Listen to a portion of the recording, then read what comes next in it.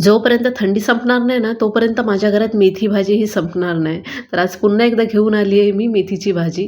आता मला माहीत आहे तुमच्या मनात हाच विचार असेल, की किती वेळा मेथी खाते? अरे, ह्यामध्ये वाईट काय आहे? खाल्ली पण पाहिजे आणि थंडीचा सीझन चालू झाला ना, की ही मेथी आवर्जून खायला पण पाहिजे. आणि असं तरी बघायला गेलं ना, तर ही मेथी ना फक्त थंडीच्या सीझनमध्येच मिळते. आता तुमच्या इथे 12 महिने मिळत असेल तर मला काय माहिती नाही. पण माझ्या साईडला ना ही फक्त थंडीमध्येच येते आणि तेव्हाच आम्हाला ही मिळते. तर आज ना मी इथे मेथी डाळ बनवते आणि ही डाळ ना पिवळी मी अर्धा तास अगोदरच भिजत ठेवली होती आणि आपण जशी फोडणी देतो पालेभाज्यांना सेम तशीच फोडणी द्यायची आहे. जसं की मिरची, जिरं, लसूण, कांदा हे सर्व ॲड करायचं आहे आणि कांदा इथे मी जरा जास्त प्रमाणात ॲड केलेला आहे कारण ह्या भाजीमध्ये छान वाटतो. आता ह्या भाजीमध्ये ना मी पिवळी मुगाची डाळ यूज केलेली आहे.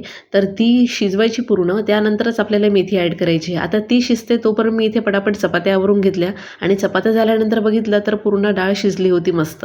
आणि तुम्हाला जर अर्धवट अशी डाळ शिजवायची असेल ना तरी चालेल, पण मी इथे पूर्ण डाळ शिजवून घेते. त्यानंतरच इथे मेथी ॲड करते आणि इथे मेथी पण ना मी पूर्ण बारीक चिरून घेत नाही, म्हणजे 2-3 भागामध्येच कट करते. कारण ही वाली मेथी कडवट असते हे मी भरपूर वेळा सांगितलेलं पण आहे. त्याचकरिता मी ही मेथी जास्त बारीक चिरत बसत नाही. आणि पटकन इथे मस्त मेथी ॲड करून ना मिक्स केलं आणि मेथी ॲड केल्यानंतर ना फक्त 10 मिनटं किंवा 7-8 मिनटं गॅस फुल ठेवला आणि मस्त परतवून घेतलं. मेथी शिजायला किंवा कुठलीही पालेभाजी शिजायला वेळ लागत नाही म्हणून मी असं करते.